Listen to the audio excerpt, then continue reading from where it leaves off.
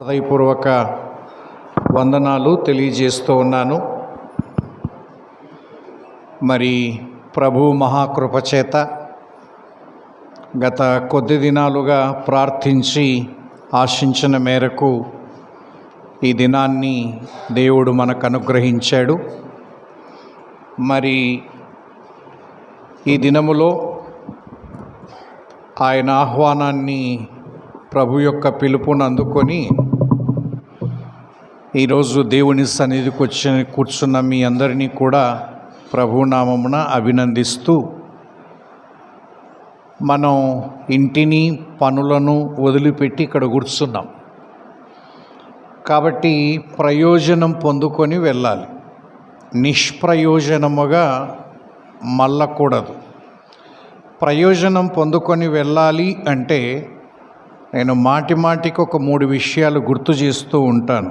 రండి, నిర్గమాకాండములో 23వ అధ్యాయం, నిర్గమాకాండం 23వ అధ్యాయం 21వ వచనం చూడండి.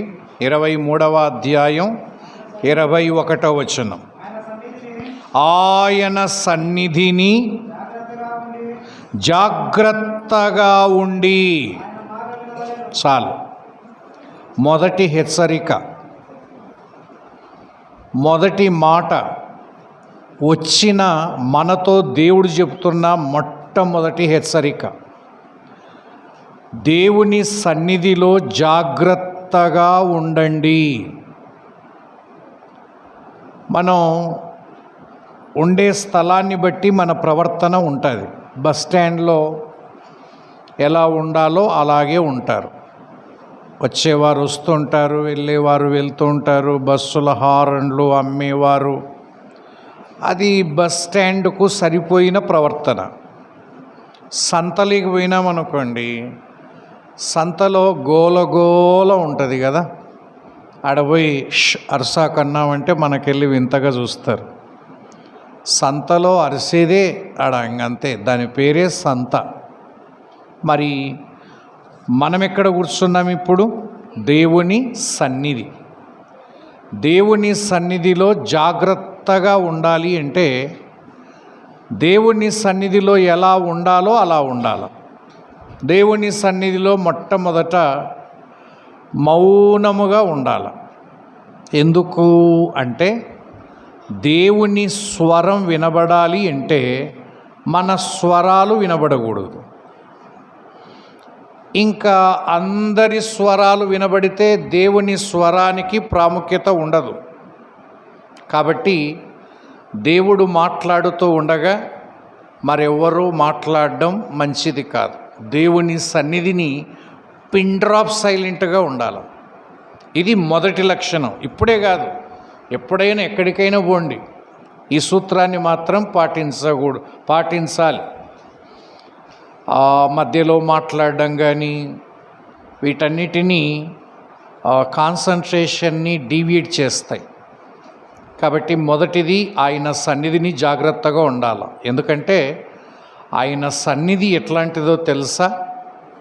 97వ కీర్తన 5-6 వచనాలు ఒకసారట. 97వ కీర్తన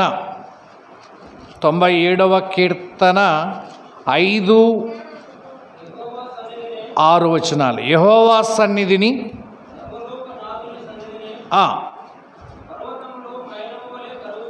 పర్వతములు మైనం వలె కరుగుచున్నవి. చాలు. పర్వతాలు కూడా ఎట్లా కడుగుతాయంట? దేవుని సన్నిధిలో మైనములాగా. సో మన జీవితాలు, మన హృదయాలు, మన బ్రతుకులు దేవుని సన్నిధిలో కరగాలి. దేవుని సన్నిధిలో కరిగిపోవాలి అంటే ఎంత జాగ్రత్తగా ఉండాలి చూడండి. పెద్ద పెద్ద పర్వతాలే మైనములాగా కరిగిపోతాయంట ఆయన సన్నిధిలో. కాబట్టి మనము కూడా మరి దేవుని సన్నిధిని ప్రయోజనం పొందాలి అంటే మొదటిది జాగ్రత్తగా ఉండాలి. ఎంత జాగ్రత్తగా అంటే అంత జాగ్రత్తగా.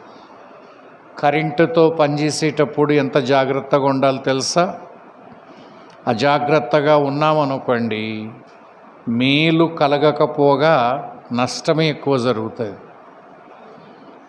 ఇక రెండవది జాగ్రత్తగా ఉండాల. ముందు రెండవది మళ్ళీ నిర్గమకాండములోని 23వ అధ్యాయము 22వ వచనాన్ని చూద్దాం. అయితే నీవు చాలు, ఆయన మాటను ఎట్లా వినాలా? జాగ్రత్తగా విని, నీ మట్టుకు నీవు, ఒకరితో సంబంధం లేదు.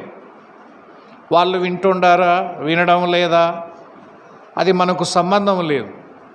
నాకు నేను ఆయన మాటను ఎట్లా వినాలా? జాగ్రత్తగా వినాలా. బాగా వినండి. ఒక్కొక్కరి మాటలకు ఒక్కొక్క విలువ ఉంటుంది. మనం ఇంటి దగ్గర ఉన్నప్పుడు కొంతమంది మాట్లాడుతుంటారు, పెద్ద పట్టించుకోరు. కారణం ఏంటంటే ఆయనకే విలువ లేదు, ఆయన మాటలకేం విలువ ఇస్తారు అని. కానీ మనతో మాట్లాడుతున్న దేవుడు ఎవరు? మనల్ని పుట్టించినవాడు. మనతో మాట్లాడుతున్న దేవుడు మనల్ని ప్రేమించి పెంచి పెద్ద చేస్తున్నవాడు, కాపాడుతున్నవాడు, రక్షణ ఇచ్చినవాడు. ఇంకా దేవుడు మాట్లాడితే ఎంత జాగ్రత్తగా వినాలి చూడండి. ఒక వ్యక్తికి ఒక బ్యాగులో ఇసుక పోసిచ్చినారు. ఇసుక ఇంటికి తీసుకుపోమన్నారు. ఆ ఇసుక పోయేటప్పుడు దాన్ని కొంచెం రంధ్రం పడింది. అయినా కానీ అట్లే చూసుకుంటున్నా కానీ అట్లే పోయినాడు. కొంచెం కారిపోయింది, కొంచెమే మిగిలింది. ఇంకోసారి అతనికి బియ్యం ఇచ్చినాడు సంచిలో, పట్టుకపోరా అని. ఆ బియ్యం కారుతంటే ఈసారి కొంచెం జాగ్రత్తగా పట్టుకున్నాడు బియ్యాన్ని. ఎందుకంటే ఇసుక కంటే బియ్యం కొంచెం విలువైనవి కాబట్టి. ఈసారి బంగారు నాణ్యాలు ఉండే సంచి ఇచ్చినాడు. ఇంకా కింద పడగొడతాడా? ఒకటన్నా పడగొట్టాడు. ఎందుకంటే దాని విలువ తెలుసు. దేవుని మాటల విలువ నీకు తెలిస్తే ఆ మాటలు అంత జాగ్రత్తగా వింటాం. మాటల విలువ లేనప్పుడు ఏం వింటాం చెప్పండి? అందరి మాటల్లో దేవుని మాటలు కూడా ఒకటి చేసేసి గందరగోళంగా మాట్లాడుతూ ఉంటే ఆయన మాటకు విలువెక్కడ? ఆయన మెల్లనైన స్వరం వినబడాలి అంటే ప్రశాంతమైన వాతావరణం ఉండాలి. ఒక యవనస్తుడు పేద కుటుంబములో పుట్టి చాలా అప్పటి కాలంలో వాచ్ పెట్టుకోవడమే చాలా పెద్దగా అనుకునేవాడు. రోజు ఇంత దాచిపెట్టుకొని 500 రూపాయలు పెట్టి ఒక వాచ్ కొనుక్కున్నాడు. అతను ఎక్కడ పని చేస్తాడంటే మిల్లులో పనిచేస్తాడు. ఏ మిల్లు అంటే రంపపు మిల్లు. అవి చెక్కలవి కోస్తాడు కదా, దాంట్లో పనిచేస్తాడు.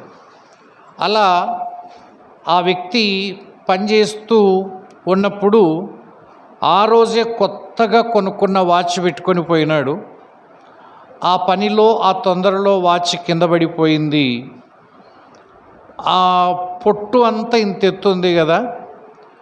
మధ్యాహ్నం 1 గంటప్పుడు గుర్తించినాడు.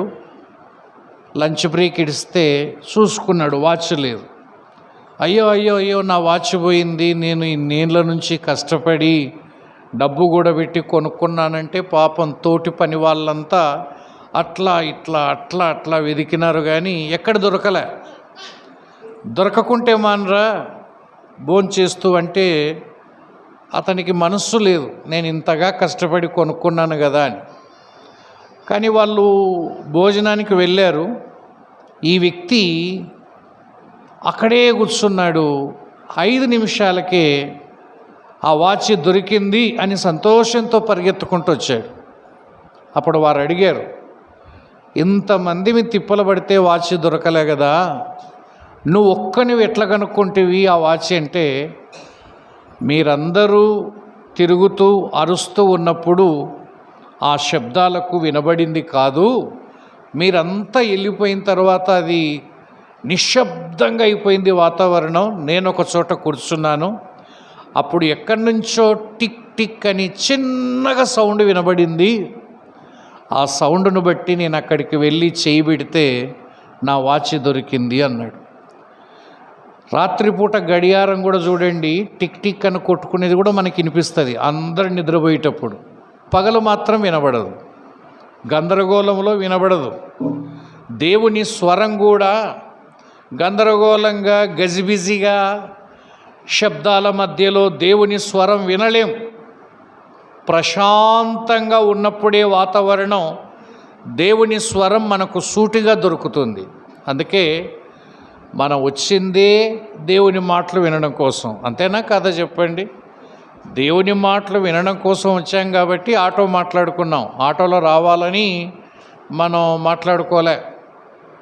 అట్లాగే సాయంత్రం వరకు ఉంటాం కాబట్టి భోజనాలు చేసుకున్నాం తప్పితే భోజనం కోసం మీటింగ్ పెట్టుకోలే. మీటింగ్ పెట్టిన ఉద్దేశం ఏంటంటే ఆయన మాటలు వినడానికే. భవిష్యత్తులో ఇది కూడా తీసేసి పనులకు పోతే క్యారీలు ఎట్ట కట్టుకుంటాం అట్ట కట్టుకొని వచ్చుకుంటే ఎట్లా ఉంటుంది చెప్పండి? ఇంకంతకన్నా ఏముంది? ఎవరి క్యారియర్ వాళ్ళు పట్టుకొచ్చుకున్నాం అనుకోండి, చెట్లున్నాయి ఇట్లా ఇప్పుకోవడం, తినడం, ఏం ప్రయాసలే ఏమిలే, 5 పైసలు ఖర్చులే, హ్యాపీగా జరుపుకోవచ్చు. ఈసారి అట్లా ఆలోచన చేయండి. ఊకే ఈయన అసలైన ఆహారం కంటే ఈ ఆహారం కోసమే రాత్రింబగళ్ళు మేల్కొని పాపం తిప్పలు పడుతున్నారు. ఆ నుంచి ఎత్తుకొచ్చి ఈ నుంచి ఎత్తుకొచ్చి ఆత్మీయ ఆహారానికన్నా ఇంత తిప్పలు పడడం లేదు. కానీ ఈ మధ్యాహ్న భోజనం కోసమై ఆ తిప్పలు కాదు. అందుకే ఒక్కోసారి అట్లా కూడా అనిపిస్తుంది. ఇట్లా కూడా మీటింగ్ పెట్టుకొని చూద్దాం, ఏం కాదు. విశ్వాసులైన పిల్లలు అర్థం చేసుకుంటారు, భోజనమే కదా కావాల్సింది. కాబట్టి అట్లా కూడా అనిపిస్తుంది. కాబట్టి మనం వచ్చిందే ఆయన మాటలు వినడం కోసం, జాగ్రత్తగా వినాలి. ఇక మూడవది అదే నిర్గమాకాండం 23వ అధ్యాయం 13వ వచనం చూడండి. నిర్గమాకాండం 23వ అధ్యాయం 13వ వచనం. నేను మీతో చెప్పిన వాటన్నిటినీ జాగ్రత్తగా గైకొనవలెను. ఇది మూడవ జాగ్రత్త. జాగ్రత్తగా కూర్చున్నాం, జాగ్రత్తగా విన్నాం, జాగ్రత్తగా లేచిపోవడం కాదు. ఏం చేయాలా? జాగ్రత్తగా గైకొనాలి అంటే దేవుడు చెప్పిన మాట ప్రకారం బ్రతకాల. అప్పుడు దేవుని మాటలు ఎంత గొప్పవో, దేవుడు ఎంత గొప్పవాడో మన జీవితంలో రుజువు అవుతుంది. మనం ఆయన మాటలు గైకొనకపోతే వినడం వల్ల కానీ, లేదంటే రికార్డింగ్ చేసుకోవడం వల్ల కానీ, లేకపోతే రాసుకోవడం వల్ల కానీ ఏం ప్రయోజనం ఉండదు. వినువారు మాత్రమై మిగిలిపోకూడదు, చెయ్యువారు కావాలి. ఒక్క వచనం చూడండి ఎట్లా చేయాలి అంటే, ఆ మాటలు మనకు ఆ నిర్గమాకాండములో చివరి అధ్యాయములో, అంటే 40వ అధ్యాయములో 16వ వచనం. మోషే ఆ ప్రకారము చేసెను, యెహోవా అతనికి ఆజ్ఞాపించిన వాటన్నిటినీ చేసెను, అలాగుననే చేసెను.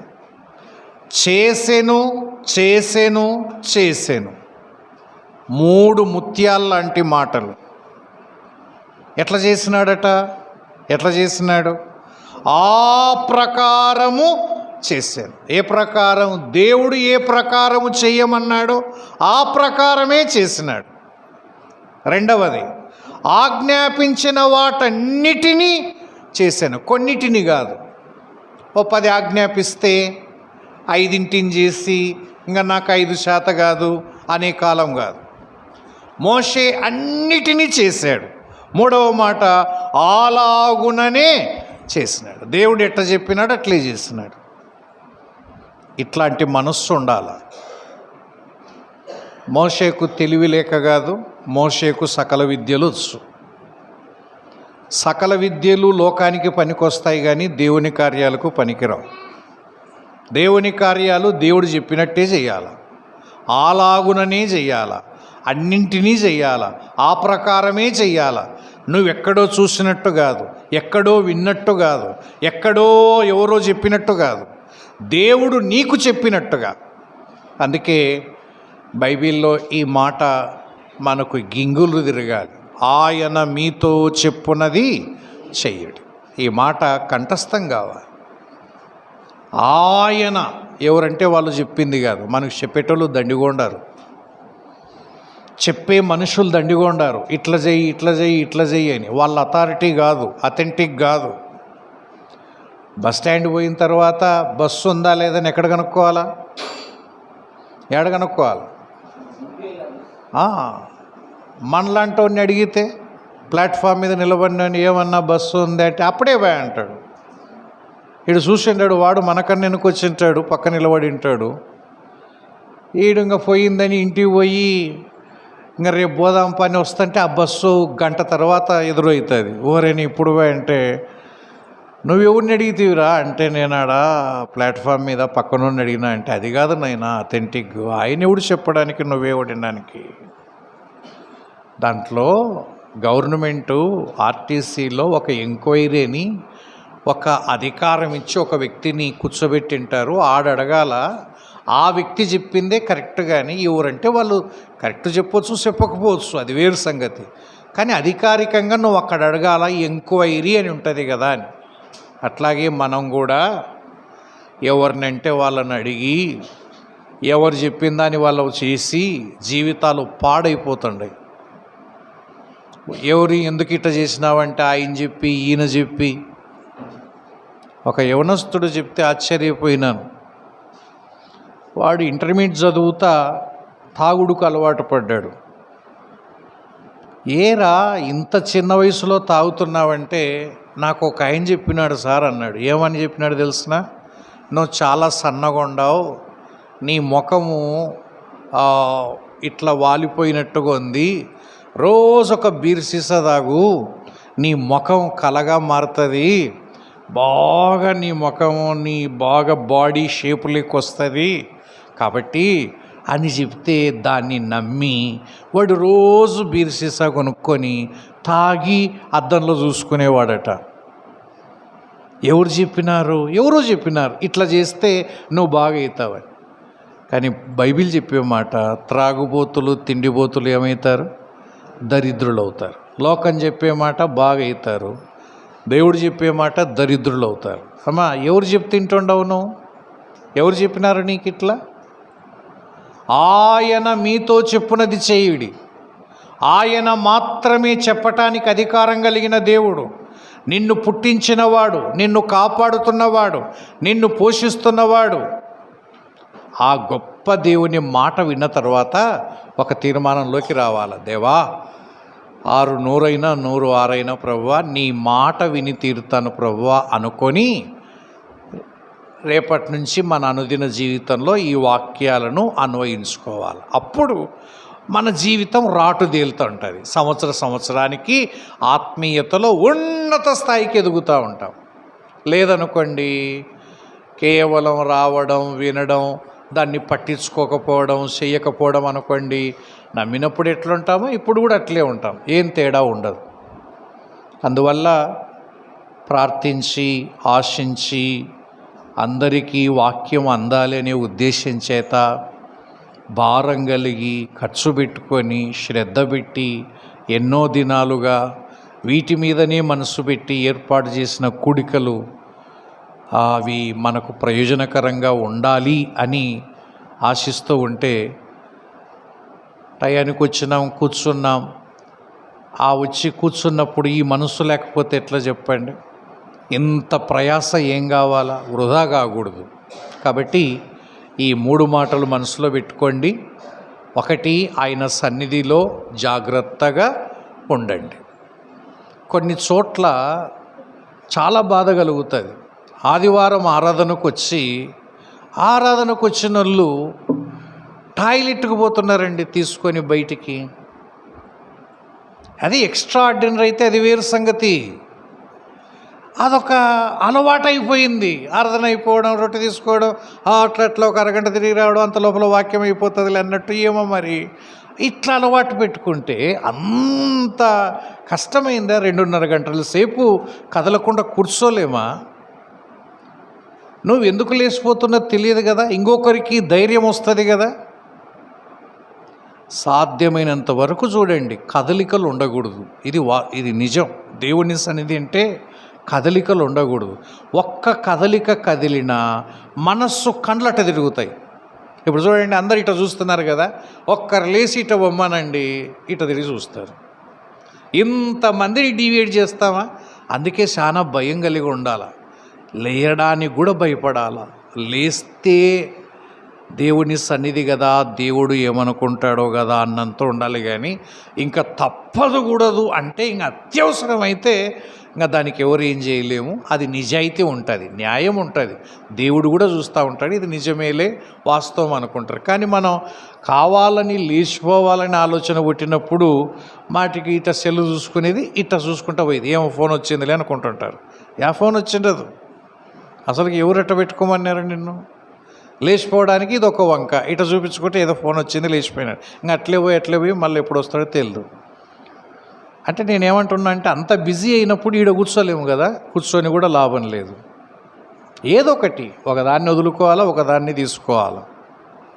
రెండు కావాలంటే అవ్వ కావాలా, బోవ కావాలంటే కాదు. దేవుని సన్నిధి వచ్చిన తర్వాత ఇంక అన్నీ కట్టి పెట్టి దేవుని మాటలు వినడానికి ఏమైతే ఆటంకాలు ఉన్నాయో అవన్నీ పక్కన దోసేసి కూర్చోవాలి. ఆయన కాటికి అవుతుంది. దేశం మునిగిపోని లేకపోతే ఏమన్నా కానీ దేవుని సన్నిధి జాగ్రత్తగా ఉండండి. రెండవది, ఆయన మాటలు కూడా జాగ్రత్తగా వినండి, ఓపిక తెచ్చుకొని వినాలి. ఇవి దేవుని మాటలు, మనుషుల మాటలు కాదు సుమా. మనుషుల మాటలు విని మన బతుకులు ఇట్లయినాయి. దేవుని మాటలు విని చూడండి ఎట్లయితాయో. మూడవది, దేవుని మాట నిజమని ఒప్పుకుంటే, నువ్వు అంగీకరిస్తే ఎన్ని అడ్డంకులు ఎదురైనా దాని ప్రకారం చెయ్యి. ఎంతమంది ఎదురొచ్చినా అప్పుడు మన జీవితం దేవునికి సంతోషాన్ని ఇస్తుంది. మంచిది. ఈ ప్రాథమిక విషయాలు మనసులో పెట్టుకోండి. ఇప్పుడే కాదు, ఎప్పుడు దేవుని సన్నిధికి పోయినా అట్లాగే రండి, ప్రయోజనం పొందుకొని వెళ్దాం. ఏ టయానికి ఉంది, నా ఇల్లు ఎంత దూరంలో పోతే టయానికి పోతాను, అవన్నీ ఆలోచించుకొని 5 నిమిషాలు ముందుకు వచ్చి ప్రశాంతంగా కూర్చోవాలి. తర్వాత చివరి వరకు, ముగింపు ప్రార్థన చేసుకొని బయటికి వెళ్తే అది ప్రయోజనకరం. వచ్చినందుకు, మనం విన్నందుకు. అలా కాకుండా మధ్యలో ఎప్పుడో పరిగెత్తుకొని రావడం, మళ్ళీ మధ్యలోనే వెళ్ళిపోవడం ద్వారా ఆయాస మిగులుతుంది, కానీ ప్రయోజనం మాత్రం శూన్యం. కాబట్టి నిర్ణయం తీసుకోవాలి. నేను దేవుని సన్నిధికి వెళ్తున్నాను, ఈ దినం నన్ను డిస్టర్బ్ చేయొద్దండి, నేను ఆ పని మీదనే ఉండాలి అనుకొని రావాలి. అలా వచ్చినందుకై మనసారా మిమ్మల్ని అభినందిస్తున్నాను. వాక్య ధ్యానం కొరకై చూడండి, న్యాయాధిపతుల గ్రంథం 6వ అధ్యాయానికి రండి. న్యాయాధిపతుల గ్రంథం 6వ అధ్యాయం 11 నుంచి 13 వచనాలు. 11 నేను చదువుతాను, 12 మీరు చదవండి, 13 మీరు నేను కలిసి చదువుకుందాం. అందరూ బైబిల్ తెలిసి న్యాయాధిపతుల గ్రంథం ఏమంతా పరిగెత్తాల్సిన పనిలే కదా. కానీ తిప్పండి, వచ్చి అంత అవసరం ఏం లేదు. ఏం ఎగ్జామ్స్ సిలబస్ కాలేదే అని తిప్పేదే ఉండదు. 4 మాటలైనా న్యాయాధిపతుల గ్రంథం 6వ అధ్యాయం 11, 12, 13. 11వ వచనం నేను, 12వ వచనం మీరు, 13వ వచనం ఇద్దరము కలిపి. యెహోవా దూత వచ్చి అబీయజ్రీయుడైన యోవాషునకు కలిగిన ఒఫ్రాలోని మస్తకి వృక్షము కింద కూర్చుండెను. యోవాషు కుమారుడైన గిద్యోను మిద్యానీయులకు మరుగై ఉండునట్లు గానుగ చాటున గోధుమలను దుల్లగొట్టుచుండగా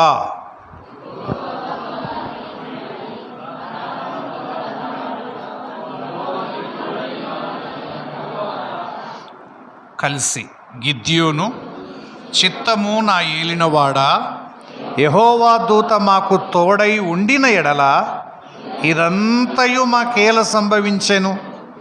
యెహోవా ఐగుప్తులో నుండి మమ్మును రప్పించెనని చెప్పుచు మా పితరులు మాకు వివరించిన ఆయన అద్భుత కార్యములన్నీయు ఏమాయెను. యెహోవా మమ్మును విడిచిపెట్టి మిద్యానీయుల చేతికి మమ్మును అప్పగించెనని అతనితో చెప్పెను. ప్రార్థన. దయగల మా తండ్రి, మీకు స్తోత్రాలు. మే మాసములో 25వ తారీఖున అవుకులోని స్థానిక మందిరములో యవనస్తుల కూడికను ఏర్పాటు చేసుకొని ప్రార్థించి కనిపెట్టి ప్రయాసపడి సిద్ధపడి ఈ దినాన్ని సమయాన్ని మాకు ఇచ్చినందుకై స్తోత్రాలు. ఈ దినాన్ని చూడలేక సమయములో ఉండలేక ఎంతోమంది వెళ్ళిపోయిన వారు ఉన్నారు నాయనా. కానీ మాకైతే మా ఆయుష్కాల దినాల్లో ఈ దినాన్ని అనుగ్రహించి మీ ఎదుట సజీవమైన దేవుని ఎదుట సజీవులుగా నిలబెట్టినందుకై స్తోత్రాలు. నైనా మీ బిడ్డల్ని దీవించండి. ఆశతో ఆయా గ్రామాల నుంచి ఆయా స్థలాల నుంచి తీసుకొని వచ్చిన ప్రతి బిడ్డను బట్టి మిమ్మల్ని స్తుతిస్తూ ఉన్నాం. నైనా మీ సన్నిధిలో జాగ్రత్తగా ఉండి మీ మాటలు జాగ్రత్తగా విని మీ మాటల్ని జాగ్రత్తగా గైకొని మంచి మనస్సు మాకు దయచేయమని, నిలువన నన్ను మరుగు చేసి మీరు మహిమ పొందమని, వింటున్న మాకు అర్థమయ్యేటట్లుగా గ్రహించున్నట్లుగా బుద్ధి జ్ఞాన వివేకాలు దయచేయమని యేసుక్రీస్తు వారి నామమున అడిగి వేడుకొనుచున్నాము తండ్రి. ఆమేన్, ఆమేన్. ప్రభునందు ప్రియులారా, ఈ న్యాయాధిపతుల గ్రంథం 6వ అధ్యాయం 11, 12, 13 వచనాలు చదివాం. సందర్భాన్ని కొద్దిగా ఆలోచన చేద్దాం. ఇశ్రాయేలీలు 6వ అధ్యాయం 1వ వచనం ప్రకారం యెహోవా దృష్టికి మరలా దోషులైతే దేవుడే వారిని ఎవరికి అప్పగించినాడు? మిద్యానీయులు అనేవారికి 7 సంవత్సరాలు వారిని అప్పగించినాడు. ఇక వారు చేసిన పని ఏంటంటే, వీరి పంటలను ఒక్కటి కూడా మిగలనీయకుండా కష్టపడి విత్తనాలు వేసేది వీరు. లాస్ట్ పంట వచ్చే టైంలో ఆ మిద్యానీయులు వచ్చి మొత్తం పంటనంతా దోచుకొని పోయేవారు. చూడండి, ఆ మాట ఎక్కడుంది అంటే 3వ వచనం. ఇశ్రాయేలీలు విత్తనములు విత్తిన తరువాత మిద్యానీయులను అమాలేకీయులను తూర్పు నుండి వారును తమ పశువుల గుడారములను తీసుకొని మిడతల దండంత విస్తారముగా వారి మీదికి వచ్చి వారి ఎదుట దిగి గాజాకు పోవునంత దూరం భూమి పంటను పాడు చేసి ఒక గొర్రెను కానీ ఎద్దును కానీ గాడిదను కానీ జీవన సాధనమైన మరి దేనిని కానీ ఇశ్రాయేలుకు ఉండనీయ లేదు. ఇది మిద్యానీయులు పెట్టిన బాధ.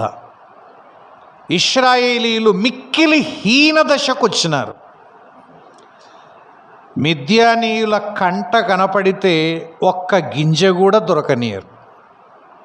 అలాంటి సందర్భములో అందరూ ఆ పంటను దాచిపెట్టుకొని ఎవరి కంట కనపడకుండా ఆ పంట ధాన్యాన్ని ఇంటికి తెచ్చుకునేవారు. ఇప్పుడు మనం 11, 12, 13 వచనాల్లో 2 వ్యక్తుల మధ్య జరిగిన సంభాషణ చూస్తాం. ఎవరు ఆ 2 వ్యక్తులు?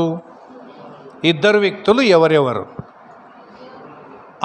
ఒకటి గిద్యోను, రైట్. రెండవది యెహోవా దూత. గిద్యోను అంటే అక్కడే రాయబడి ఉంది యోవాషు కుమారుడు. వాళ్ళ నాయన పేరు యోవాషు. గిద్యోన్ అంటే ఎవరి పేర్లైనా ఉండొచ్చు కదా. బైబిల్లో చాలా క్లియర్గా ఎవరి కుమారుడైన వాడు అని రాసిపెట్టి ఉంటుంది. ఇది పుక్కిటి పురాణం కాదు, ఖచ్చితమైన వ్యక్తులు. గిద్యోను యోవాషు కుమారుడు. మరి గిద్యోనుతో ఎవరు మాట్లాడుతున్నారు ఇక్కడ? యెహోవా దూత. కొంచెము ఆలోచన చేయాలి. బైబిల్లో దేవదూతలు అని మనం చాలాసార్లు విన్నాం. దేవదూతలు, ఒక్క దేవదూత పేరు చెప్పండి. గాబ్రియేలు దేవదూత ఎవరి దగ్గరికి వచ్చినాడు? మరియ దగ్గరికి వచ్చినాడు కదా, రైట్. ఇంకొక దూత పేరు చెప్పండి. మిఖాయేలు.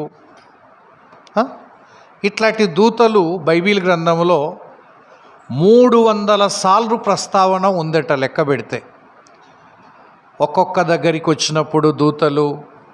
ఈ దేవదూతలకు శరీరం ఉందా? లేదు.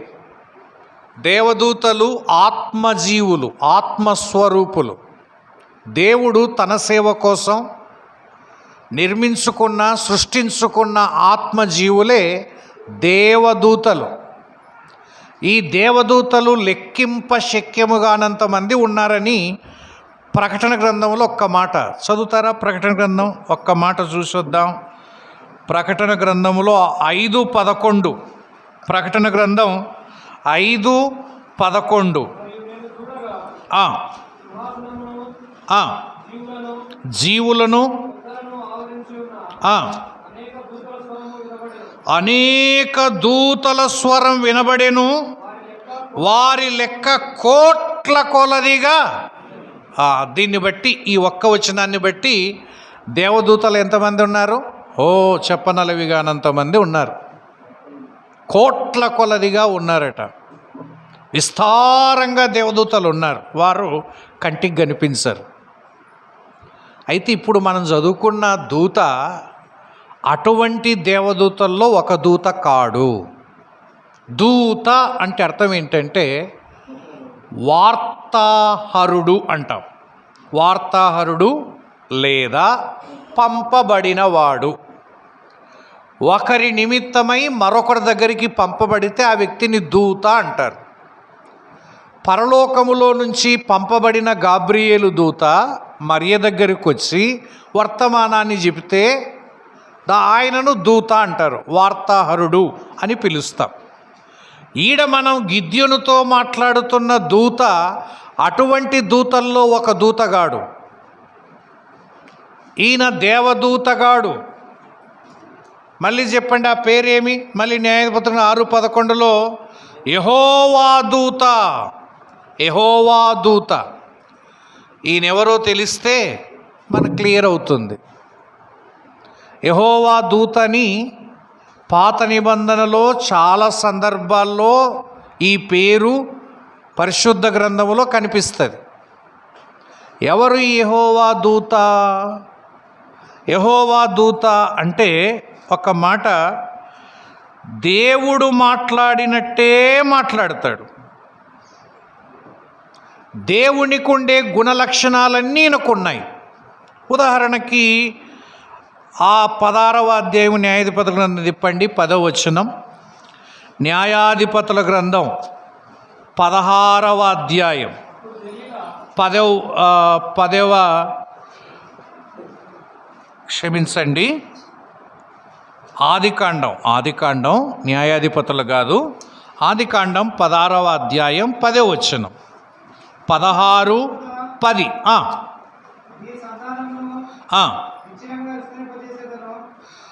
మరియు అని చదువు. మరియు యెహోవా దూత, ఇదే పదమే, నీ సంతానమును నిశ్చయముగా విస్తరింపజేసేదను, అది లెక్కింప వీలు లేనంతగా విస్తారమవునని దానితో చెప్పాను. ఇలా దేవుడు తప్ప ఎవడు చెప్పకూడదు. ఏ దేవదూతలు కూడా చెప్పరు ఇట్లా. దేవదూతలకు ఆ శక్తి లేదు. ఏ శక్తి? ఏమని చెప్పినారు ఇక్కడ? యెహోవా దూత నీ సంతానమును విస్తరింపజేసేదను. దేవుడు తప్ప ఎవరు విస్తరింపజేయరు.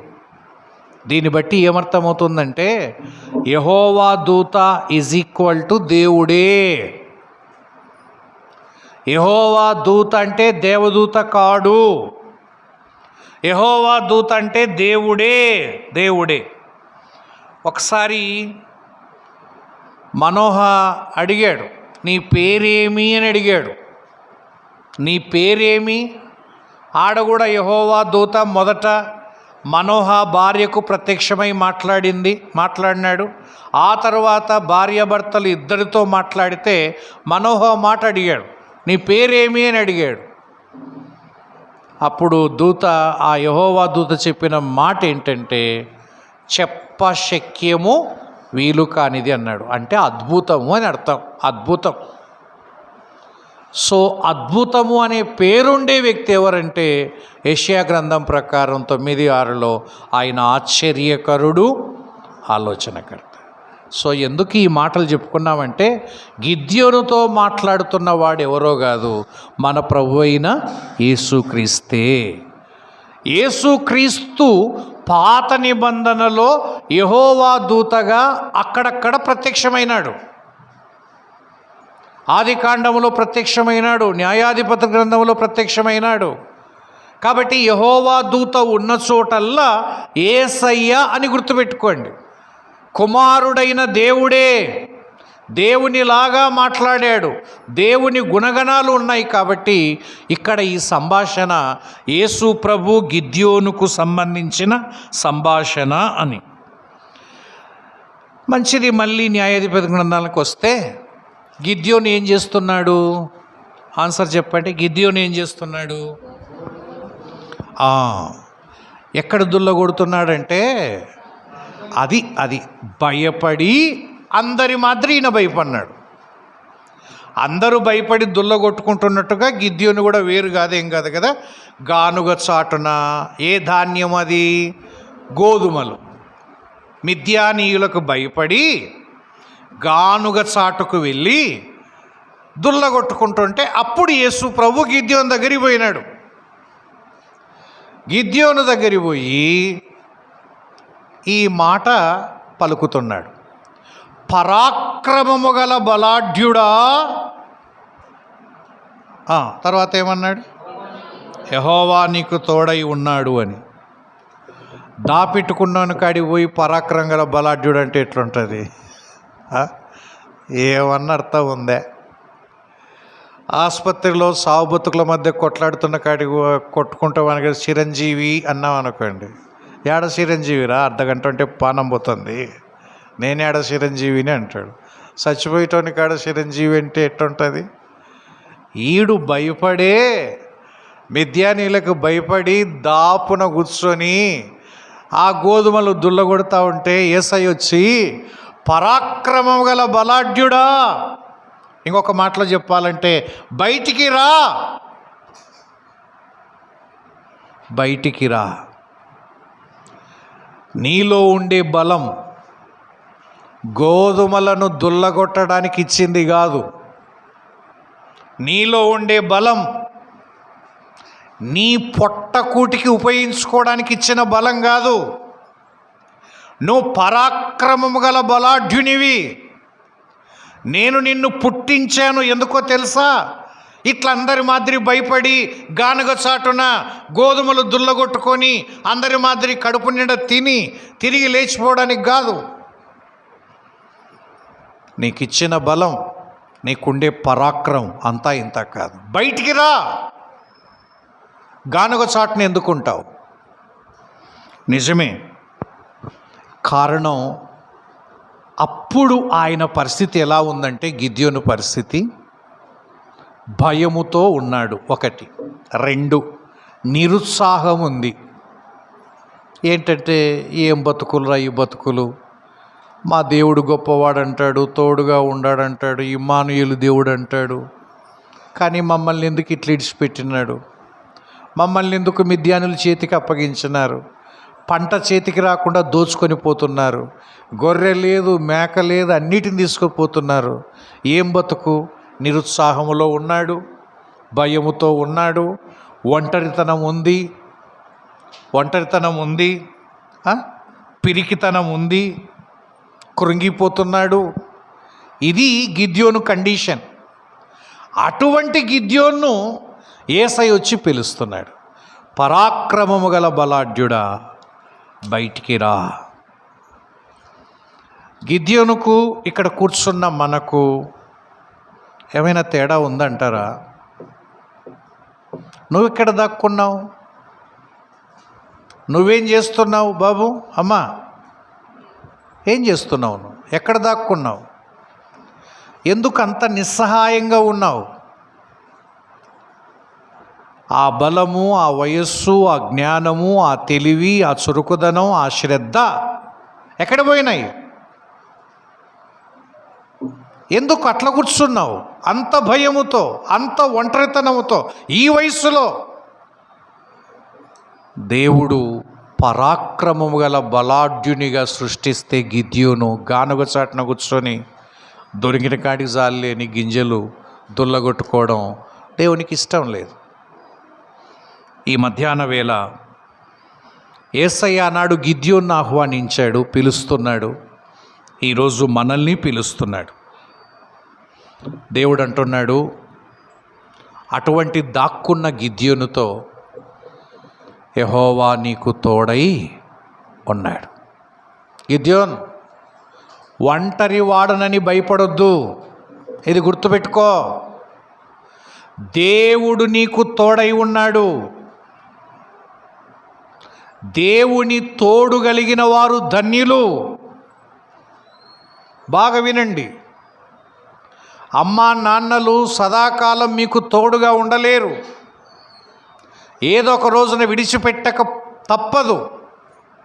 కానీ పర్మనెంట్గా తోడుండేవాడు, నువ్వు భూమి మీద బతికినంత కాలము తోడుండేవాడు దేవుడి తోడు తప్ప ఎవ్వరు పర్మనెంట్గా తోడుగా ఉండలేరు. ఎప్పుడోసారి విడిచిపెట్టి వెళ్తారు. కారణం ఏంటంటే ఆయన మాత్రమే శాశ్వతుడైన దేవుడు. దేవుని తోడు కలిగిన వారు ఏమైనా చేయగలరు. గిద్యోనుకు గుర్తు చేస్తున్నాడు యేసయ్య, గిద్యోను బయటికి రా. దాపున ఎంతకాలం ఉంటావు? ఎంతకాలం నీ బలం, నీ పరాక్రమం? గిద్యోనుకే కాదు, వింటున్న మనం కూడా గుర్తుపెట్టుకోండి. ఇక్కడ కూర్చున్న ప్రతి ఒక్కరూ, నీ పరిస్థితి ఏంటో నాకు తెలియదు, నీ బాధ ఏంటో తెలియదు, నీ కష్టం ఏంటో తెలియదు. ఆ రోజు గిద్యోను పరిస్థితి ఏంటంటే శత్రువులు మిద్యానీయులు దోచుకొని పోతున్నారు. ఈరోజు శత్రువైన సాతాను నీ జ్ఞానాన్ని దోచుకున్నాడు, నీ సమయాన్ని దోచుకున్నాడు, నీ ఆరోగ్యాన్ని దోచుకున్నాడు, నీ చురుకుదనాన్ని దోచుకున్నాడు. ఈరోజు ఏమి చేతగాన్ని చేసి మూలను కూర్చోబెట్టినారు. పాట కూర్చోపాను. ఎట్లా ఉండాల్సిన నువ్వు ఎట్లా అయిపోయినావు? అంత నిరుత్సాహం ఏంటి? అంత ఇబ్బంది ఏంటి? అన్ని సమస్యలేంటి? శత్రువుల చేత హీన స్థితికి వచ్చినారు. మన జీవితాలు కూడా చాలా హీన స్థితికి వచ్చినాయి. జీవితాలు వెలిగిపోవలసిన వారు నీ జీవితం ఎట్లయిపోయిందో తెలుసా? ఆరిపోవడానికి సిద్ధంగా ఉంది. 10 మందిని ప్రభావవంతంగా చేయాల్సిన నీ జీవితం నీకే దిశా నిర్దేశం లేకుండా పోతా ఉంది. ఇటువంటి వారితో దేవుడు మాట్లాడుతున్నాడు. యెషయా గ్రంథం కూడా ఒక మాట చదవండి. యెషయా గ్రంథం 43వ అధ్యాయం 5వ వచనం. యెషయా గ్రంథం 43వ అధ్యాయం 5వ వచనం. భయపడకము, నేను నీకు తోడై ఉన్నాను. చాలు. మనకు గుర్తులేంది ఇదే. నాకెవరు తోడుగా ఉంటారు? నన్నెవరు? ఈ లోకమంతా తోడుగా ఉన్నా ఎవరు నీ వెంట వచ్చినా నీ జీవితాన్ని ఉద్ధరించలేరు. ఏ దేవుడైతే నిన్ను పుట్టించినాడో ఆ దేవుడే చెప్తున్నాడు, నేను నీకు తోడుగా ఉంటాను, భయపడొద్దు అన్నాడు. ఇది గుర్తుపెట్టుకోండి. బయటికి రానీకే. 2వ మాట గుర్తుపెట్టుకోండి. ద్వితీయోపదేశకాండం 9వ అధ్యాయం 2వ వచనం. ద్వితీయోపదేశకాండం 9వ అధ్యాయం 2వ వచనం. 9:2. ఉన్నత దేవులు,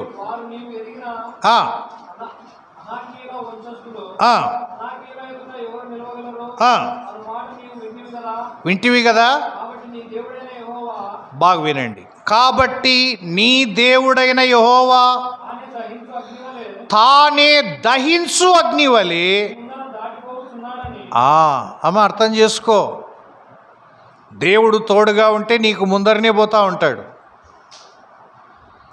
నీ మార్గము ఎంత కష్టమో నాకు తెలియదు, నువ్వెన్ని శ్రమలు ఎదుర్కొంటున్నావో నాకు తెలియదు, ఎంత ఇబ్బందుల పాలవుతుందో తెలియదు. అయితే ఒకటి, దేవుడు తోడుగా ఉంటే నీకు ముందుగా ఎట్లా వెళ్తున్నాడట? దహించు అగ్ని. అగ్ని పోతుంటే కాలిపోతాయి. దేవుడు ముందు వెళ్తూ ఉంటే ఆ కంప, చెత్త, చెదారం అంతా దహించుకుంటూ వెళ్తాడు. ఇది గుర్తుపెట్టుకోండి.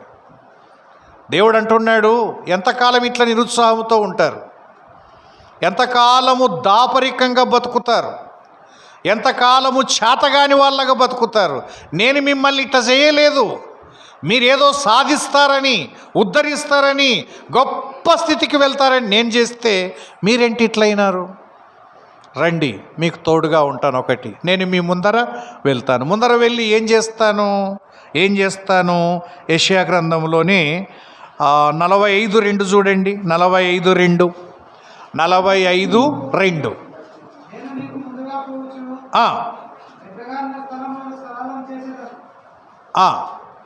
చదువు. ఇనుప తలుపులను పగులగొట్టేదను ముందుగా వెళ్ళి. చాలు. మనం వెళ్తూ ఉంటే కొన్ని ఇట్లాంటి తలుపులు ఉంటాయి, గడిలు వేసి ఉంటారు. అవి మామూలు తలుపులు కాదు, చెక్క తలుపులన్నీ అయితే పలగొట్టొచ్చు, కానీ ఇనుప గడియలు, ఇనుప తలుపులు ఇవి మన చేత కాదు, ఎవరి చేత కూడా కాదు పలగొట్టడానికి. ఇంకా మన జీవితాన్ని ఎవడు ఉద్ధరించాలా? ఈ ఇనుప గడియలు లెక్క ఉంటే దేవుడు చెప్తున్నాడమ్మా, నేను నీకు ముందుగా వెళ్తాను తల్లి, నేను నీకు ముందుగా వెళ్తాను. ఆ ఇనుప వాకిన్లన్నీ పగలగొడతాను, విరగ్గొడతాను అంటున్నాడు. ఇన్ని చెప్పి దేవుడు నిన్ను పిలుస్తున్నాడు, రా, బయటికి రా. పరాక్రమము గల బలాఢ్యుడా గిద్యోను, నీకిచ్చిన బలం గోధుమలను దుల్లగొట్టుకోవడానికి కాదయ్యా, నీకిచ్చిన పరాక్రమము పొట్టకూటి కోసం కాదు నాయనా. నువ్వు ఇశ్రాయేలీలను రక్షించాలి, శత్రువులను దునుమాడాలి, ఇశ్రాయేలీలను మిద్యానీయుల చేతిలో నుంచి రక్షిస్తావని నిన్ను పుట్టిస్తే నువ్వే భయపడి దాక్కుంటే ఇదెంత విచిత్రం. నిన్ను పుట్టించింది ఒకదాని కోసం, నువ్వు చేసేది ఈ పని. వారి చేతిలో నుండి వారిని విడిపిస్తాడని నిన్ను పుట్టిస్తే నువ్వు వారికే భయపడి దాచిపెట్టుకుంటే ఎంత అవివేకం. అందుకే మన జీవితాలు దేవుడు మనల్ని ఎందుకు పుట్టించినాడు? శత్రువుల మీద జయం. నువ్వు జయిస్తావని, నువ్వు దేవుని కొరకై కార్యాలు చేస్తావని, తెలివినిచ్చి, ఆరోగ్యం ఇచ్చి, వయసు ఇచ్చి, అన్ని రకాలైన చురుకుదనం, నీ అంత తెలివిస్తే లాస్ట్కు ఏమైపోయింది? ఇవన్నీ దేవునికి పనికి రాలేదు, నీకు కూడా పనికి రాలే. నువ్వు నీకు పనికి రావడంలే, నీ ఇంటి వారికి అస్సలు పనికి రావడంలే, ఇంకా దేవునికి అస్సలు పనికి రావడంలే. ఎప్పుడన్నా ఆలోచన చేసావా? మీ ఇంటి వాళ్ళు ఎప్పుడన్నా నా కొడుకు వల్ల, నా కూతురు వల్ల మా ఇల్లు బాగుపడిందండి, మా ఇంటికి క్షేమం దొరికిందని ఎప్పుడన్నా మాట్లాడుకోవడం చూసావా? కొంతమంది ఏడ్చేవాళ్ళు ఉన్నారు తల్లిదండ్రులు. వీడు మా పానాలకు గుదిబండ జత అయినాడు, వీని వల్ల మాకుండే మర్యాద పోతా ఉంది, వీడు బతకలేడు, మమ్మల్ని బతకనీయడు, వీడిని బతికించుకొని మేము బతకాలా అంటూ ఉంటే ఎంత బాధ తెలుసా? ఎందుకైనా దేవుడు పుట్టించింది మనల్ని తల్లిదండ్రుల కోసం, గుదిబండగా ఉండడం కోసమా? చదువు చేతగాక, ఉద్యోగం సంపాదించుకోలేక, పని చేసుకోలేక, అడుక్కు తినేవారి మాదిరి ఇంట్ల మీద, ఆ ముసలి వారి మీద పడి బతకడం కోసమా ఈ యవ్వన కాలం ఇంత శ్రేష్టమైన వయసు ఇచ్చింది? బాగా ఆలోచన చేయండి. ఎందుకు దేవుడు ఇట్లా పుట్టిస్తాడా? మనల్ని ఇట్లా చేస్తాడా? ఇంత శాతగానులను చేసి కూర్చోబెడతాడా దేవుడు? అందుకే ఈ రాత్రి వేళ ఈ ఒక్క టైటిల్ గుర్తుపెట్టుకోండి. ఈ టైటిల్ కిందనే మనం ఆలోచన చేద్దాం. పరాక్రమము గల బలాఢ్యుడా, బయటికి రా, బయటికి రా, బయటికి రా. దేవుడు నిన్ను పిలుస్తున్నాడు, లేచిరా, బయటికి రా. వేటి నుండి రావాలి అనేదే మన ధ్యానాంశం. యవన కాలములో యవనస్తులముగా, దేవుని నమ్మిన బిడలముగా వేటి నుండి బయటికి రావాలి, వేటి నుండి బయటికి రాలి. నంబర్ 1, మొట్టమొదటి చూద్దాం ఏటి నుంచి బయటికి రావాలో. హెబ్రీలకు రాసిన పత్రిక 12వ అధ్యాయం 2వ వచనాన్ని చూడండి. హెబ్రీలకు రాసిన పత్రిక 12వ అధ్యాయం 2వ వచనం. ఇంత గొప్ప సాక్షి సమూహం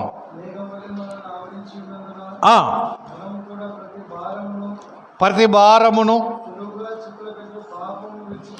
పాపమును విడిచిపెట్టి, చాలు. మొట్టమొదట లేచి రావాలా. ఓ బలాఢ్యుడా, ఎందుకు ఆ పాపము దగ్గర అట్ట పడ్డావు? పాపము నిన్నేం చేస్తుందో తెలుసా? నిస్సహాయుని చేసి, ఎందుకు చేతగాని వాడిని చేసి మూలను కూర్చోబెడుతుంది.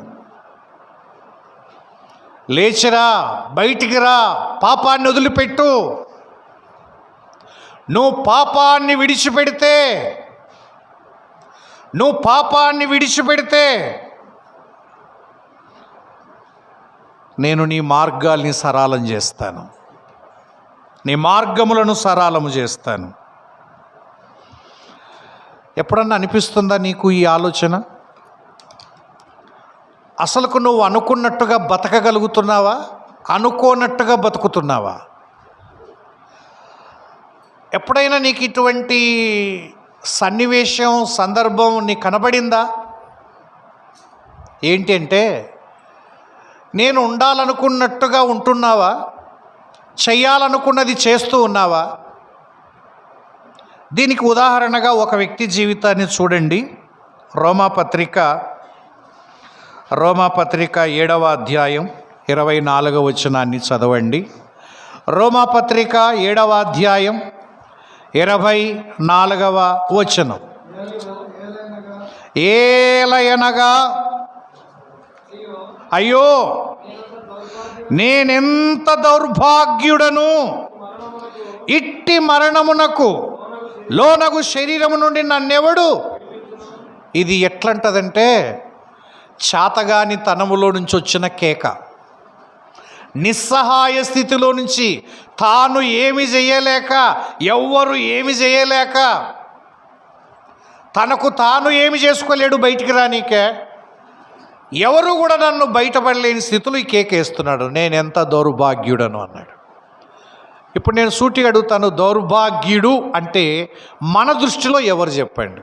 దౌర్భాగ్యుడు లోకం దృష్టిలో ఎవరిని అంటారు దౌర్భాగ్యులని? దౌర్భాగ్యుడు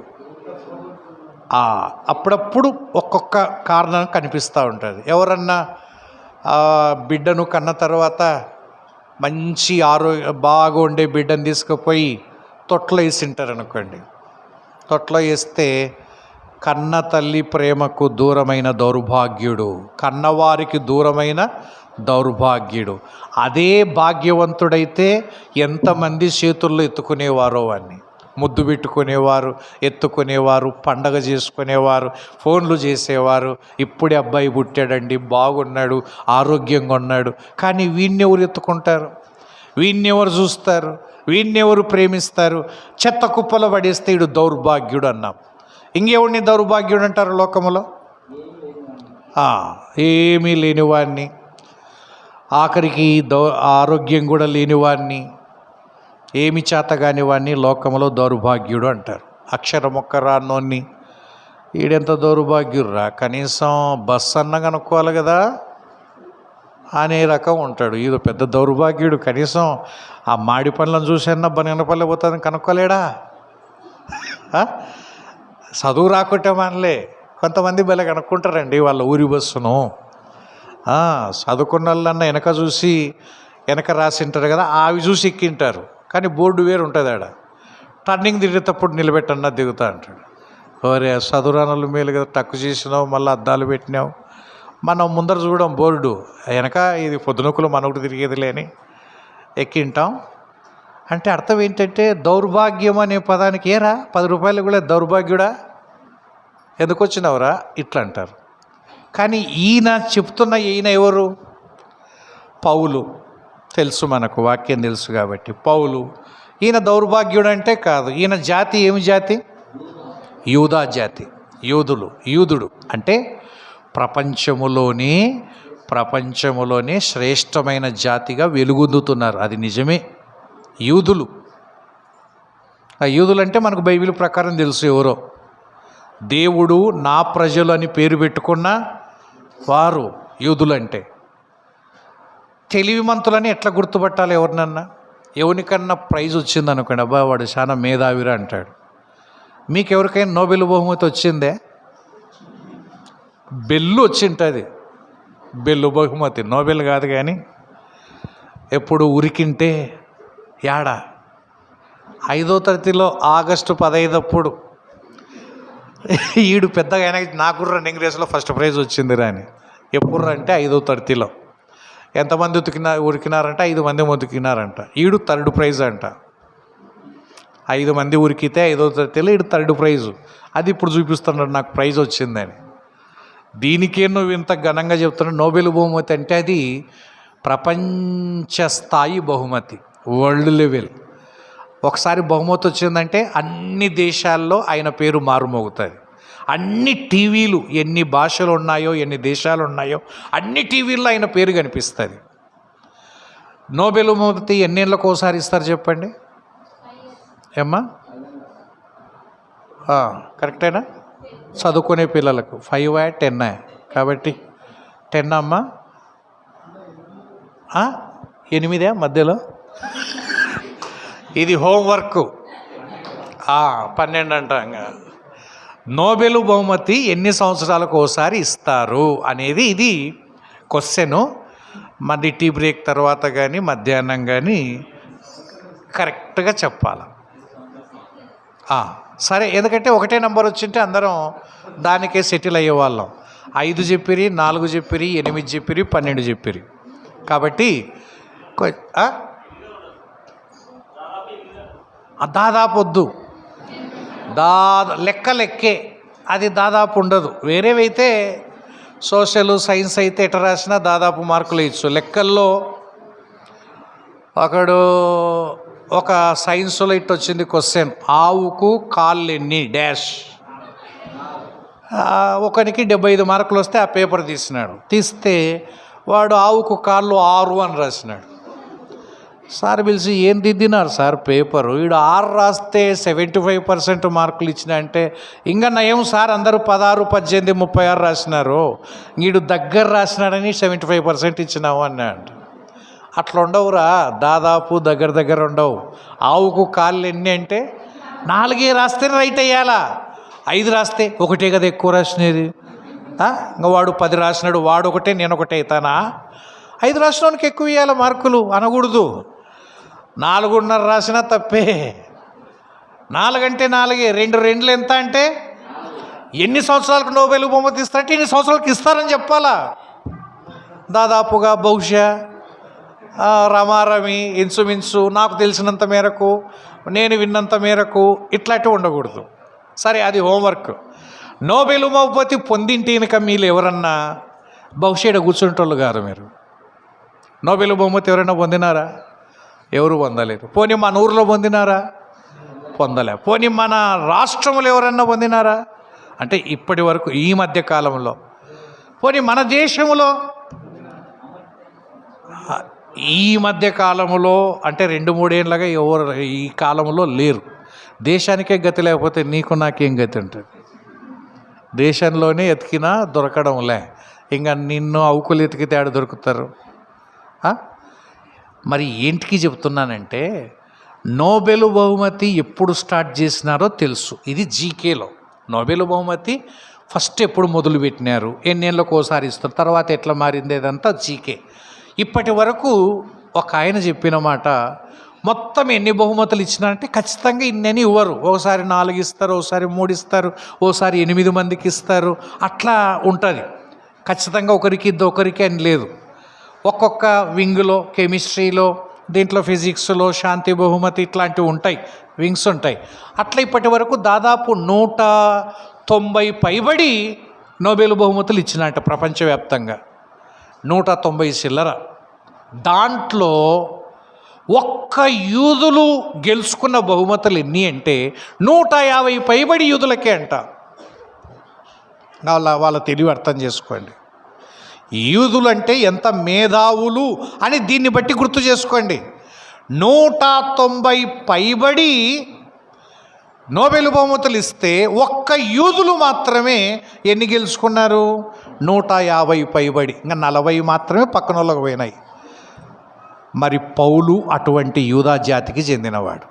పోనీ దౌర్భాగ్యుడు అనడానికి పౌలుకు ఏమన్నా డబ్బులు లేవా అంటే మంచి ధనవంతుడు. పౌలుకు చదువు రాదా?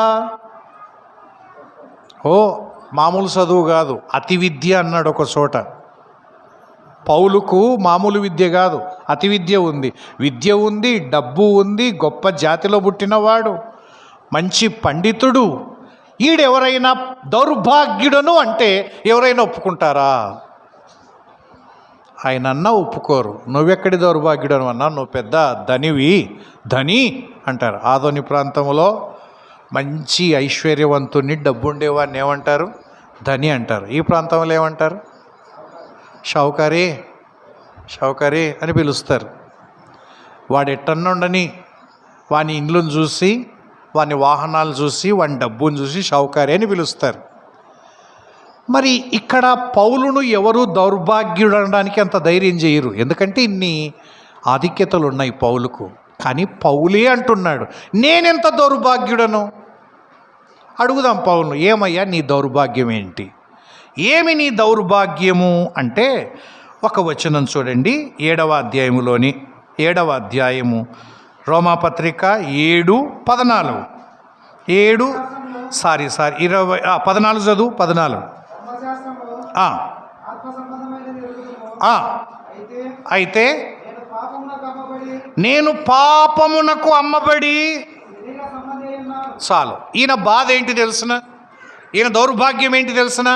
పౌలు గారు, మీ దౌర్భాగ్యం ఏంటంటే, అయ్యా నేను పాపానికి అమ్మబడ్డాను, పాపము నన్ను కొనింది. ఇది నా బాధ. నా సమస్య ఏంటంటే నేను పాపానికి అమ్మబడ్డాను, పాపము నన్ను ఏం చేసింది? కొనింది. ఏమి కొంటే ఏం చేస్తావు? ఇప్పుడు నా దగ్గర ఉండే బండి ఒకరు కొన్నారనుకోండి, ఇంకా నాకు బండి మీద అధికారం ఉంటుందా? ఉండదు కదా. అధికారం అంతా ఆయనకు పోతుంది.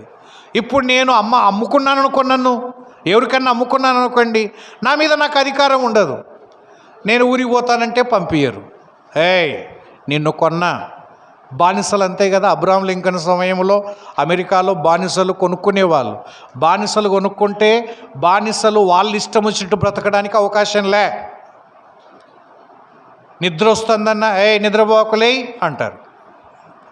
అంటే వాడిని ఇష్టం వచ్చినట్టు వాడు బ్రతకడానికి వీల్లేదు. ఎందుకంటే వాడు అమ్మబడినోడు, వేరే వాళ్ళు డబ్బులు ఇచ్చి కొన్నాడు, వాని ఇష్ట ప్రకారం చేయడానికి వీల్లేదు.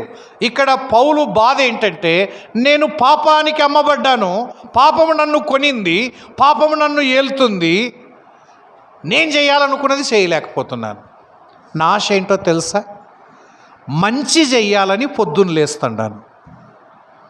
రాత్రి ఏమనుకున్నాను? రేపటి నుంచి బాగా మంచిగా బతకాలరా, మంచిగా మాట్లాడాలా, మంచిగా తిరగాల, దేవుడు కోరుకున్నట్టుగా బ్రతకాలని నిద్రపోతా. తెల్లారిన తర్వాత నేను ఏమేమైతే చేయాలనుకున్నానో అవి చేయలేకపోతున్నాను. నా చేత కావడంలే. మంచిగా మాట్లాడదామంటే చెడ్డ మాటలే వస్తున్నాయి. ఇది చూడకూడదంటే మళ్ళీ సెల్ ఓపెన్ చేస్తున్నాను. ఈ సినిమాలకు వెళ్ళకూడదంటే మళ్ళీ వెళ్తున్నాను. ఏంటిరా, నా మీద నాకు అధికారం లేదా? నేను చూడకూడదంటే చూడకుండా ఉండాలి కదా, నేను వినకూడదంటే వినకుండా ఉండాలి కదా. నా ప్రమేయం లేకుండా ఎందుకు ఇట్లా జరుగుతుంది? ఎందుకు ఇట్లా జరుగుతుంది? ఇంకొకటి, నేను చెయ్యకూడదు అనుకున్నవే చేస్తున్నాను. అది విచిత్రం. మళ్ళా మామూలుగా నేను చేయకూడదు కానీ మళ్ళీ చేస్తూ ఉన్నాను. అంటే నేను నాది ఏమీ లేదు, అంతా నేను అమ్మబడ్డాను చూడు, కొనబడ్డాను చూడు, ఆ పాపం ఆడిస్తున్నట్టుగా నేను ఆడుతున్నాను. ఇప్పుడు నన్ను పాపం కొనింది, పాపము నన్ను ఆడిస్తుంది. ఇట్లాగే ఉంటే నేను మరణానికి లోనవుతాను. నా శరీరం నరకానికి వెళ్తుంది, పాతాళానికి వెళ్తుంది. పాపములో నుంచి నేను బయటపడలేకపోతున్నాను, ఎవరు కూడా లాక్క రాలేకపోతున్నారు. నన్ను ఎవడు విడిపిస్తాడు? ఎవడు విడిపిస్తాడు? ఇది ఆయన కేక. ప్రియ సోదరుడా, యవనస్తుడా, యవన బిడ్డ, నీకు ఇట్లా అనిపిస్తుందా? నేను అది చూడకూడదు అనుకుంటున్నాను, చూస్తున్నాను. చేయకూడదు అనుకుంటున్నాను, చేస్తున్నాను.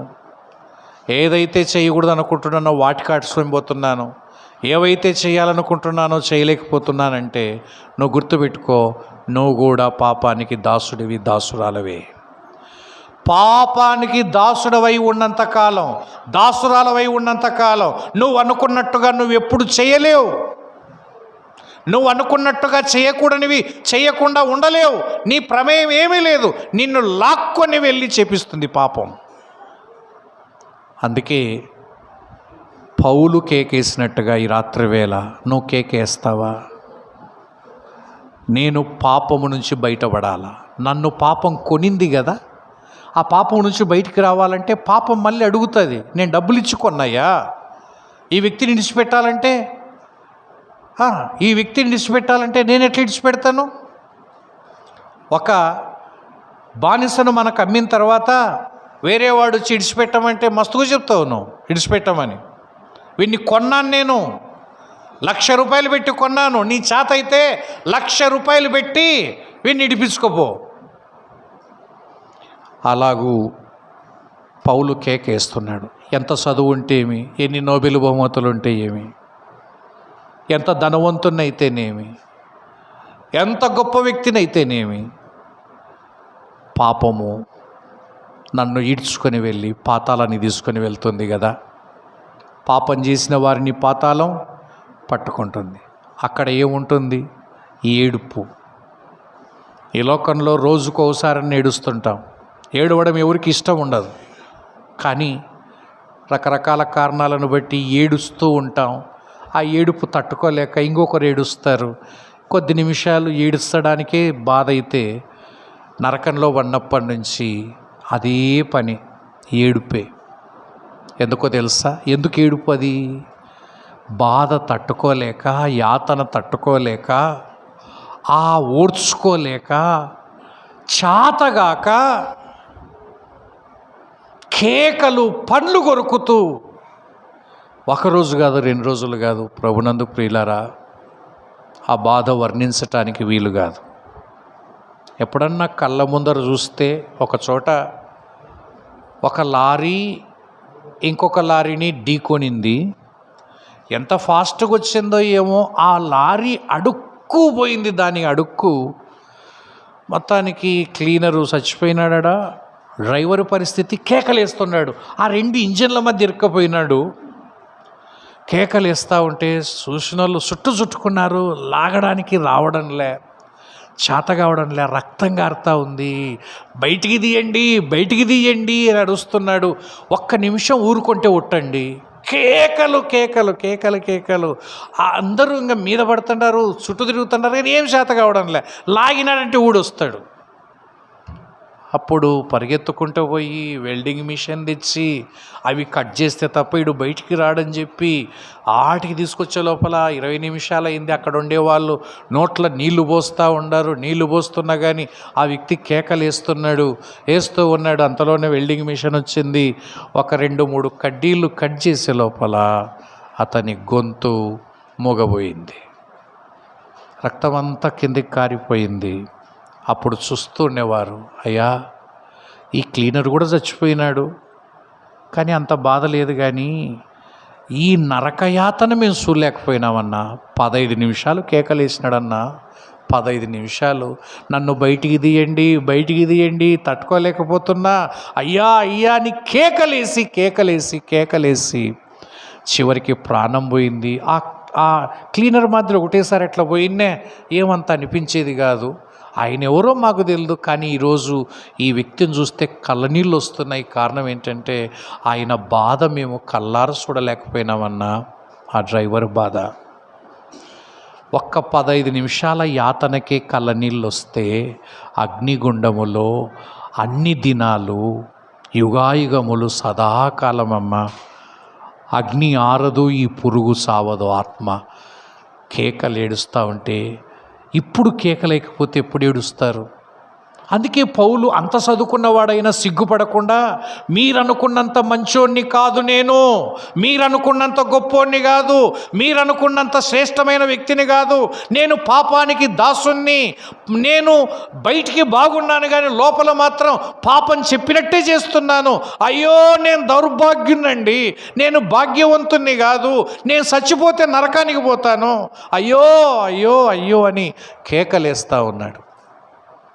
నువ్వు దాచిపెట్టుకుంటావా పాపాన్ని? నేను తిరుగుతున్నా, బాగున్నా, సంతోషంగా ఉన్నా, క్షేమంగా ఉన్నా అని పాపాన్ని దాచిపెట్టుకుంటే సుమా, ఇదే పాపంలో ఉండి చనిపోతే పాతాళమే, నిత్య నరకమే గతి. అందుకే దేవుడు పిలుస్తున్నాడు, ఓ పరాక్రమము గల బలాఢ్యుడా, నా పోలికలో సృష్టించబడిన దానా, నేను కన్న నా బిడ్డ, పాపములో నుంచి బయటికి రా.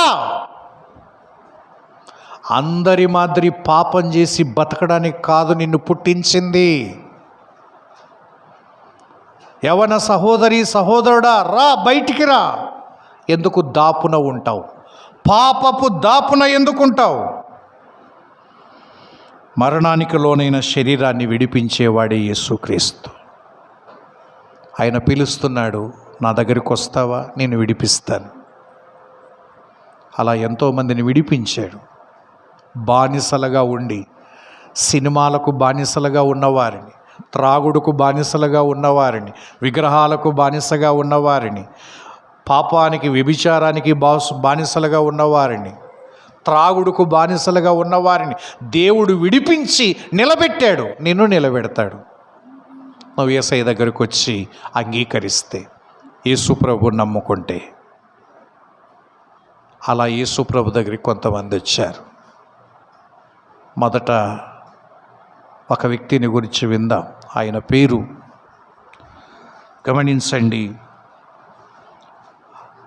ఆయన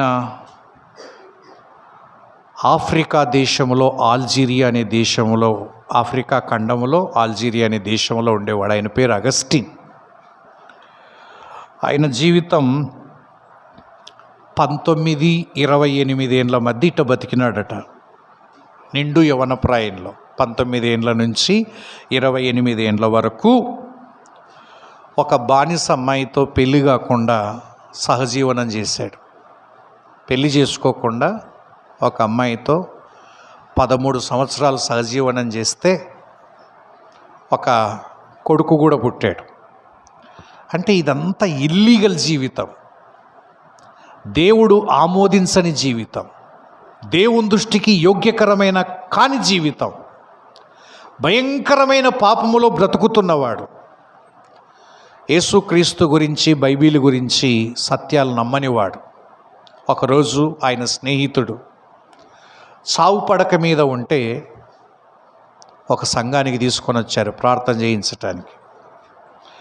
ఎట్టి పరిస్థితుల్లో ఈ దేవుణ్ణి బాగు చేయలేడు అన్నాడు అగస్టిన్ కూడా వచ్చాడు.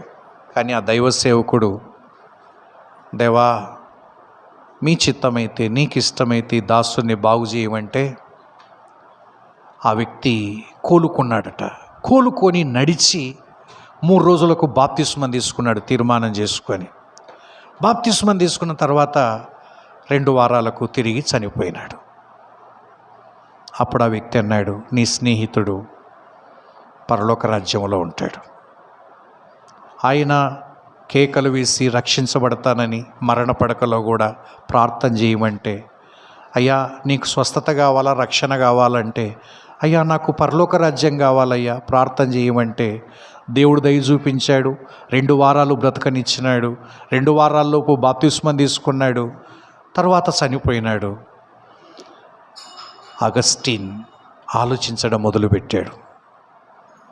నిజమే, యేసయ్య నిజమైన దేవుడని మందిరానికి వచ్చి సువార్తను విన్నాడు. తన హృదయములోకి యేసయ్యను చేర్చుకున్నాడు.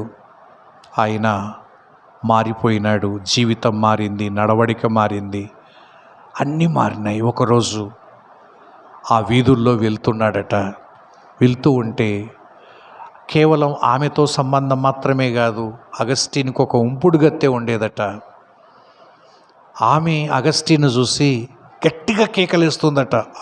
ఆ యొక్క వీధిలో, అగస్టిన్, అగస్టిన్, ఆమెను నేనే అని కేకలేస్తూ ఉంటే అగస్టిన్ తలదిప్పి చూశాడు.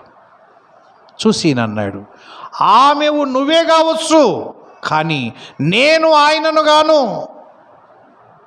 నువ్వు ఆమెవు కావచ్చు, కానీ నేను ఆయనను కాను అని పట్టించుకోకుండా వెళ్ళిపోయినాడు.